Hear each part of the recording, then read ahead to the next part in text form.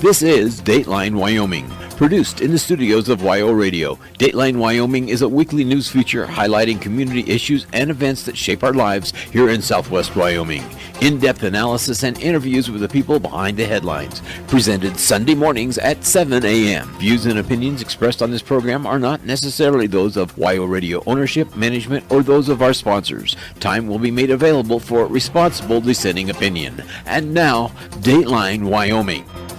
Relay for Life, sponsored by the American Cancer Society, is an annual event here in Rock Springs. Over the years, it has been held at Western Wyoming Community College, Rock Springs High School, and most recently, Bunning Park in downtown Rock Springs. This is your host for Dateline, Tom Ellis. Today, our guests are Janell Labelle, Community Manager for Relay for Life, and Katie Kuhlman, Chairperson for the 2017 Sweetwater County Relay for Life. That's coming up this morning on Dateline Wyoming, following this message. Hey, at our startup, my team and I move at the speed of tech 24/7. Bottom line, I just want the news that matters. So where do I turn? My local radio stations. I want to hear from people who live and work in my town, people I know and trust. For the best entertainment, sports, news, weather, and traffic, anytime, anywhere, I stay local. Support your local stations. Text RADIO to 52886. Furnished by the NAB in this station. Message and data rates may apply. Apply stop to opt out. Our guests on Dateline Wyoming this morning are Janell Labelle, Community Manager for Relay for Life, and Katie Kuhlman, Chairperson for the 2017 Sweetwater County Relay for Life. Janell and Katie, welcome to Dateline Wyoming. Thank you. Good morning. Let's start off with maybe just a little history of Relay for Life and how long it's been in the Rock Springs area and what the program has done and what it is nationally. The Relay for Life event had the first Relay for Life in Sweetwater County in 1996, but the event itself started in 1985 with one man, Dr. Gordy Klatt, in Tacoma, Washington. He was an oncology doctor, and he wanted to do more to help his oncology patients. So he wanted to do something to raise some money and help celebrate them. So he was a runner, and he went out to a local track, and he decided to run for 24 hours. And in that time, he ran in excess of 83 miles and raised $27,000 that first year to support his cancer patients. While he was out there running, he had all kinds of people from the media stop by, locals in the neighborhood stop by, and it was kind of a big deal. So the next year, he got a committee together, and in 1986, there were 19 teams, and they raised $33,000.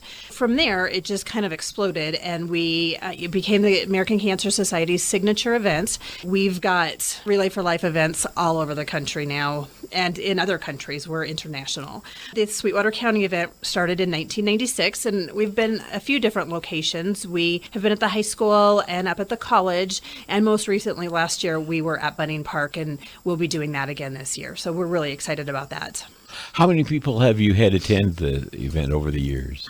We do excess of 200-300 people. In the past, it's been a little bit bigger, and we're looking to grow it again. We had 19 teams last year, and so we would like to shoot for 2021 teams would be great this year if we could. Since it is a team event, I imagine that organizing teams and finding team captains and so forth and organizations to sponsor teams is a big part of what you're doing right now. Absolutely. Katie is the chair of the committee, and we work together on that. And we've got several people on the committee that help. A lot of them are long-term volunteers that have helped with the event over the years. But we're always looking for new committee members. We can always use help, and we have positions available if you want to do a lot. We've got stuff that's very intensive, or if you've got just a little bit of time, we can find something for you that just takes a couple of hours a month, or even day of event help. We are always looking for day of event help for setup, takedown, running a registration booth, any of that stuff we could use help with. The logistics of an event like that are probably pretty staggering, especially when you're doing it all in one particular day. Absolutely. And luckily, one of our longtime volunteers has been on the committee forever, Jim Blazevich. He is our logistics head coordinator, and he's amazing. He takes care of a lot of that stuff. Let's talk just a little bit about this year's event and when it's going to be and where it's going to be. Katie? This year's event is actually going to be in Bunning Park, is where it was last year as well, so it worked out great. It's a great location, so we're looking forward to having it there this year. It's going to be on Saturday, June 10th, 11 a.m. to 11 p.m. So that's when the event takes place. Also, in order to get people involved, what we start out with, we have what's called a kickoff that's coming up on February 22nd. So it's a week from Wednesday. And that's going to be 5:30 to 7:30. So we encourage people to come out. As far as it's a great time to register your team, get any questions answered. Maybe it's your 10th relay, maybe it's your first. You can get all types of information. We'll have different tables set up. We'll have tables for fundraising, Luminaria, Survivor, information, registration. And so you can just swing by real quick, or we also, you can stay a while. We do have food from Fiesta Guadalajara is going to be provided. And where's that going to be at? That is actually the Park Hotel Banquet Hall. So it's the building right attached to Fiesta Guadalajara. So that's where it's going to be located. And the timing for that is then? Is 5:30 to 7:30 p.m. And that's going to be on the 22nd. We're pre-recording this program, but we're airing it on the 19th. So that will be this coming, as our listeners are hearing this, that will be this coming Wednesday. Yes. Okay. Let's talk a little bit about just exactly what happens with the money and all the funds that are raised. Certainly. We have all kinds of things. We have all kinds of programs. We've got an 800 number that anyone can call 24 hours a day. We're open 24/7. And that number is 800-227-2345. And you can talk to a cancer specialist any time of the day. So if you have a family member that was recently diagnosed, or you were recently diagnosed and you wake up at 2 a.m. and you can't sleep because you've got all of these questions running around your head, you can call that number and get a cancer information specialist to talk you through whatever your questions are and help get you some of those answers that you might not be able to call your doctor in the middle of the night and answer those questions. So that's one of the resources we have, but we've got all kinds.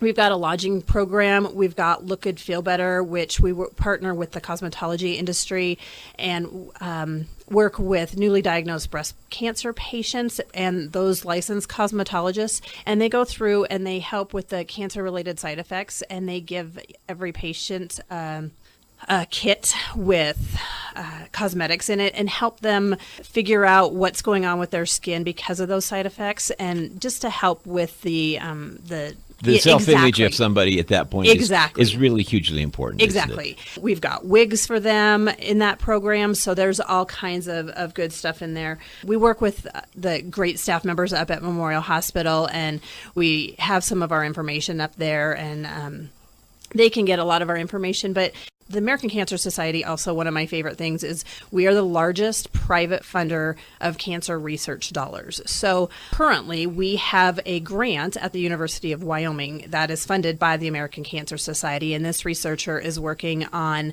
a specific kind of enzyme that mutates in the stomach, and it's a stomach cancer research that he's working on.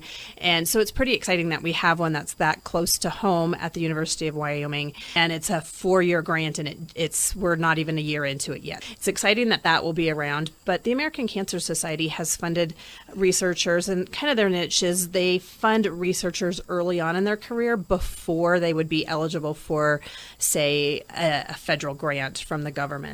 We have funded all those, and we've been involved in every major cancer breakthrough in pretty much the history of research. So that's exciting, and that's one thing that's good about that is it doesn't really matter if the research is at the University of Wyoming or if it's in Georgia. Once we get a treatment for that disease or that type of cancer, everybody gets the benefit of it. One of the problems with cancer is there are so many different kinds and types of cancer that it takes a lot of research in a lot of different areas to adequately address the issue. Absolutely, which is why it takes so much money, because every cancer is different and different treatments. One treatment doesn't work on every kind. So it's definitely, it takes a lot to get at each one. But one of our researchers was involved in say, for an example, tamoxifen. So many women who've gone through breast cancer treatment take tamoxifen, and that's an ACS researcher was involved in that drug. You mentioned a lodging program. Talk a little bit about that. We are working on one for Rock Springs right now. So currently there's not one here, but we're working on it to help the hospital, to help Memorial out with their lodging needs. So for patients who are coming in from out of town, we would help provide lodging for them. We do have one. So say you're going to go to Denver or Salt Lake for treatment, we do have one there. So anybody from Rock Springs that would go into Salt Lake for treatment, we have lodging available, and we have a New Hope Lodge there too. So that's basically like a Ronald McDonald House for cancer patients. It's brand new. It's been open about a year and a half. It's a beautiful facility. It's 100% free, and you just have to travel in for more than 60 miles out. And that's in Salt Lake. Now, if you're doing your treatment here, we certainly want you to stay here and do your treatment. But if your treatment takes you out of Rock Springs, then depending on where you're going, we do have lodging options available. And like I said, we're working on one here now to try to have something available for patients when they come into Rock Springs for treatment. Are you seeing a lot of patients starting to come in from other areas into Rock Springs? In talking with Memorial Hospital, they're definitely starting to see more from the outskirts come in. I know one of the big things about Relay is that you celebrate the caregivers as well as you do the survivors and those people that have the disease. Talk a little bit about the caregivers and how important that has been to the program. We want to celebrate the survivors. We want to honor those that are lost, that have, lost their battle with the disease. But in addition, we also know what it takes to be a caregiver. And some of those caregivers, put their lives on hold as much, they're not going through everything that the survivor is going through, but they're going along for the ride with them, and they're right there with them. It's affecting their life as well. Absolutely. Patient. And we know it's a definitely a struggle for them too. So we want to be there to survive them too, and we do celebrate them at the relay too. They do the lap with the survivor to start us off, and we want to honor all that they do to support their survivor, because without a good support system, it makes that journey a lot tougher. Talk about the survival rate generally, or maybe I know that the survival rate over the past years has really improved significantly. It has, and it definitely, again, depends on what type of cancer, but we are showing significant increases in the survival rate recently. It's down 25% since 1991. 25% since 1991. Yeah. Katie, can you give us some details on this year's event? I sure can. So on the actual day of event, so what happens is, of course, we have all the teams already signed up. So actually this year's theme is going to be superheroes. So things that happen throughout the day is, of course, you're going to be, fundraising. You have your booth and tent all set up. You have entertainment throughout the day. The fundraising's going on. There's food provided. There's games. You're going to be walking the track. So all great efforts to raise money for cancer. So it's fun for the whole family. And then, of course, at the end of the evening, there's the Luminaria ceremony. And what that is you'd be purchasing a Luminaria. It's kind of like a sandwich sack. It's white. And what it is it's something that you decorate. So basically, that's someone that either is suffering from cancer or who has lost the battle for cancer. So it's a bag you purchase, and that money goes to, of course, Relay for Life. The $5 you purchase per bag, you can purchase as many bags as you'd like. And what happens is you can decorate them, and of course you'd put the name of that person on there. And those bags will line the whole track. It's not exactly track, but at Bunny Park, the sidewalks go into a complete circle, so those will line their circle, and then they will be lit at the end of the night. We should mention each one has a candle in it. Yes, yep, so they'll all be lit, so all of them light the whole area, and then all the names will be read on there. So that, of course, that takes quite a long time as far as who is battling cancer, who has lost their battle to cancer. Dateline Wyoming continues with our guests, Janell, Labelle, Community Manager for Relay for Life, and Katie Kuhlman, Chairperson for the 2017 Sweetwater County Relay for Life, following this message. My name is Ruth Rusi, and this is how I live United. I read to children as part of United Way's education program. It helps them create links between language and literacy and prepares them for a better academic future. I figure I have the time and they have the need. My name is Ruth Rusi. I help kids prepare to succeed in school. So I don't just wear the shirt, I live it. Give, advocate, volunteer, Live United. Go to liveunited.org. Brought to you by United Way and the Ad Council. Dateline Wyoming with our in-studio guests, Janell Labelle, Community Manager for Relay for Life, and Katie Kuhlman, Chairperson for the 2017 Sweetwater County Relay for Life, now continues. Are these relays scheduled to go on the same day on the same time for the most part? Nope, actually every location's different as far as every region, every city has different times that they do it. So some may do it like us, 11 a.m. to 11 p.m., and others do it completely different. They may do an all-night event. Originally, I remember when we were up at the high school, it was a 24-hour event, wasn't it? Yes, it was. So for needs of the community, we changed that in the past, just starting last year, actually, doing the 11 a.m. to 11 p.m., and it actually worked out really well to get more attendance for this area, but every area does do it differently. If somebody wants to purchase a luminaria, how do they go about that? If they wanted to come to our kickoff event on the 22nd, they could do that. But if not, they could give Janell a call, which her number is listed online. So if you just go to relayforlife.org. It's Rock Springs, WY, but if you can't remember that, you can just type in, search for the location. It'll pop up Rock Springs and our particular event. And then Janelle's number is 512-490-8780, and she can give you more information or drop those off to you. Now, those events are all going to be happening on the day of the relay. Is that correct, then? You can purchase the luminarias well before then. Right. Let's suppose somebody would like to volunteer and get involved in the program. We have the kickoff coming up, but if they can't, they can just go to the online website and then give us a call, and then we can meet with them and go through all the available areas to help, whether they want to be involved in the committee or whether they actually want to just help for the actual day of event on June 10th. So there's lots of opportunities to volunteer and help, and you could do as little as you'd like, or you can be as much as you'd like as far as how. Do you have a number on how many volunteers you normally have for the event? About 30 or so. Volunteers are important to making this absolutely. whole thing happen. We have to have volunteers in order to get everything. So. Talk about a little bit about the importance of the volunteers, if maybe. Without volunteers, we wouldn't be able to have the event. So it's crucial to have volunteers to keep this going and to keep it strong and keep it growing. So volunteers being in the committee, which we meet monthly, and like I said, the events in between relay and then the actual day of event. And of course, there's lots and lots to do prior to the event, and especially the couple weeks leading up to the event. It gets very busy. When do you start planning for the annual event? We actually started this past October with our first meeting. And so you've been working on this for several months now. Huh? Yes. Yep. It's a big event. So there's just lots of planning and lots of things that have to be completed. If there was one thing people should know about Relay for Life that they might not be aware of, what would that be? It's not just an event. It's something that you're raising money to help save people's lives, just to know how much money that you're giving to each community. Think of each city that does it across the world, across the United States. So I would say that just knowing that you are making a difference. I know that a lot of people that are currently involved in it are involved because their family has been affected by cancer, or they've had a loved one or acquaintance or somebody that has been affected by it. I think probably a lot of people involved with Relay for Life are people that have firsthand contact or have had an experience with it that makes it very personal. Yes, that's absolutely true. And even me and myself is, wanting to become the chair and get involved. I just started getting involved last year. Same thing. I've had loved ones that have passed away, and I have, currently family members that are battling cancer as well. So that was my motive to get involved. But that was my next question: is how did Katie decide she wanted to become involved in Relay? Last year, I was looking for ways to be a volunteer in the community, and looking for different organizations to do so. And I found Relay for Life. I've never did a Relay for Life at all before, so everything was completely new to me. So I became the co-chair last year, and then I moved up to the chair this year. So just thinking, like I said, having family members that have passed away, grandparents and so forth from cancer, and having family members that currently have it, and seeing everything that they go through is what made me motivated to become involved.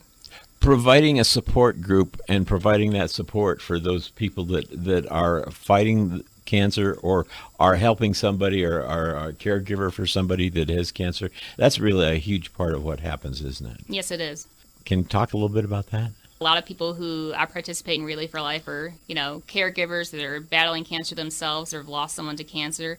So, that's obviously a huge part, because without those caregivers, it's very hard to be able to get through the disease or be able to cope with it. So it's very crucial to have those. I think we have some numbers there, maybe.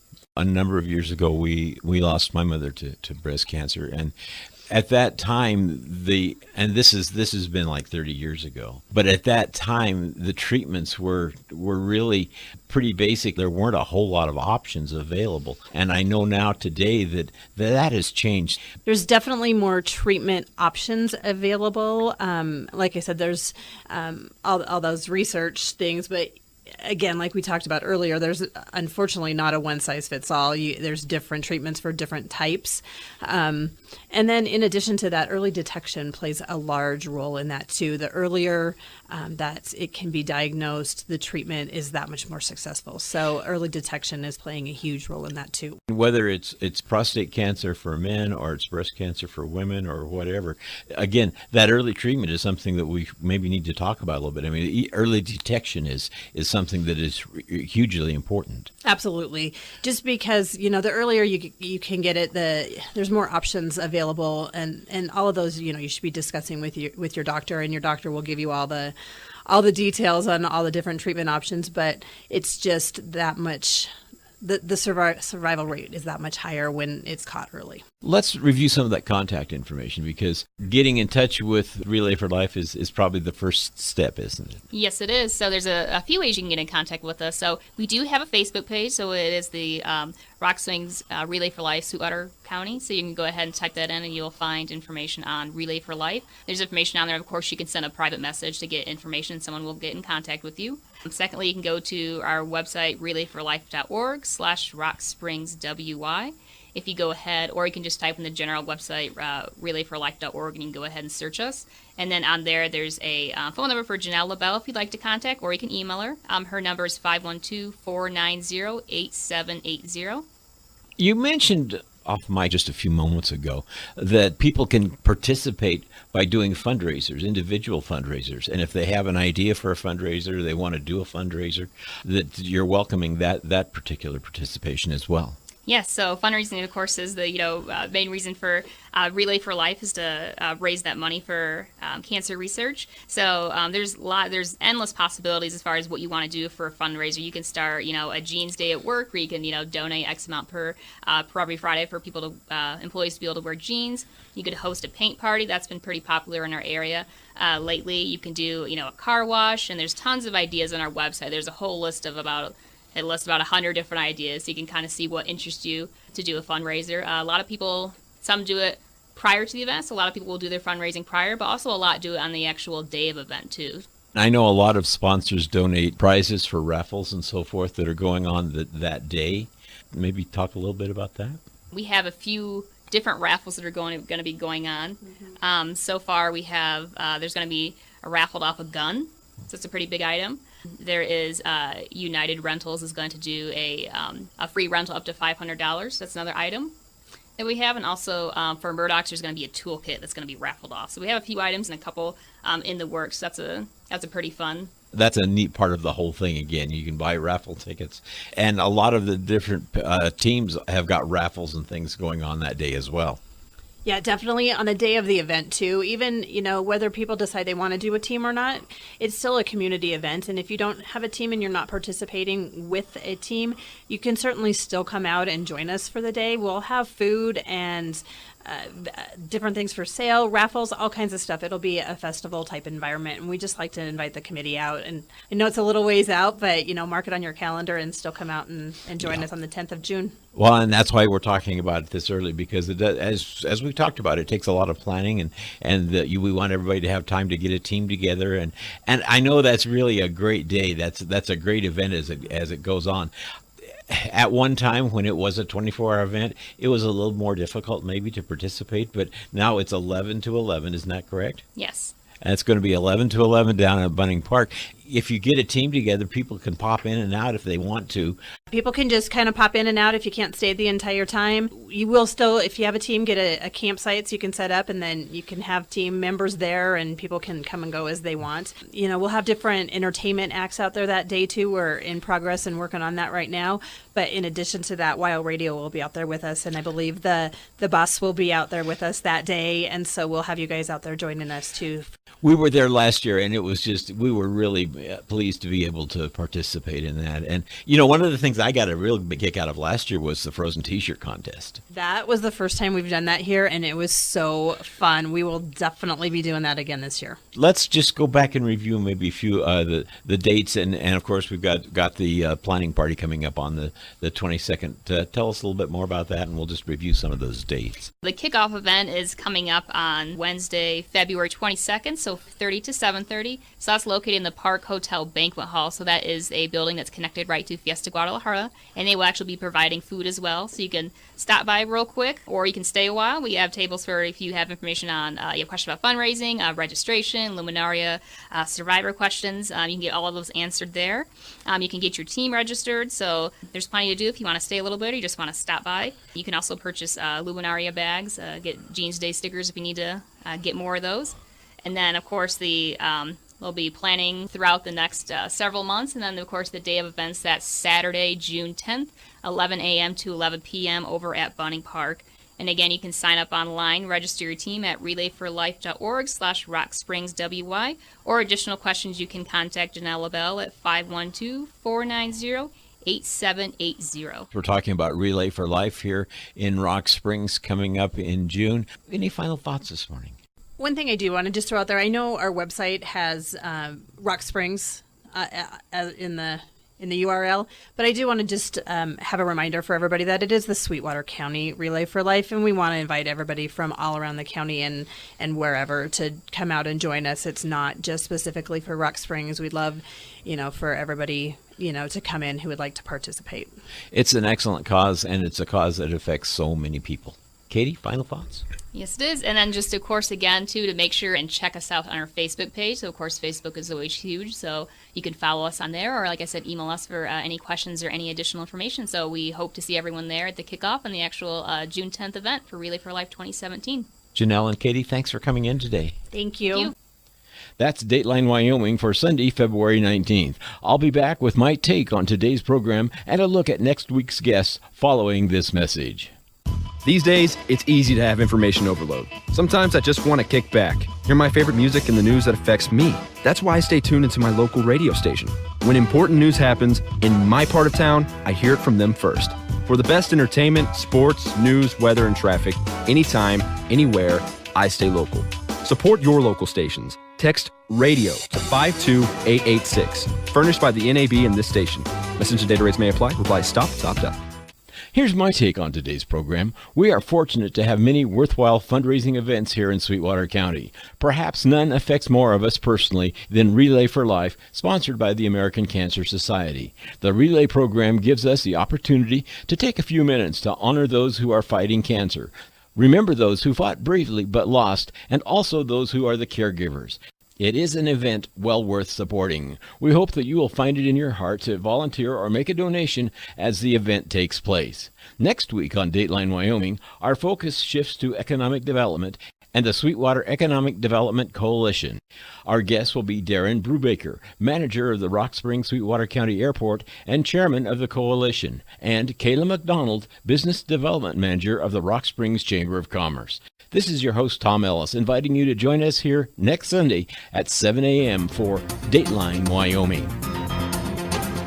You have been listening to Dateline Wyoming with your host, Tom Ellis. Dateline Wyoming is a public affairs presentation of WyoRadio News presented every Sunday at this time, highlighting community issues and events that shape our lives here in Southwest Wyoming. Views expressed on this program are not necessarily those of WyoRadio ownership, management, or that of our sponsors. Time will be made available for responsible dissenting opinion. Audio copies of this program will be available each Monday following the program's airtime on Sunday at youtube.com/WyoRadio.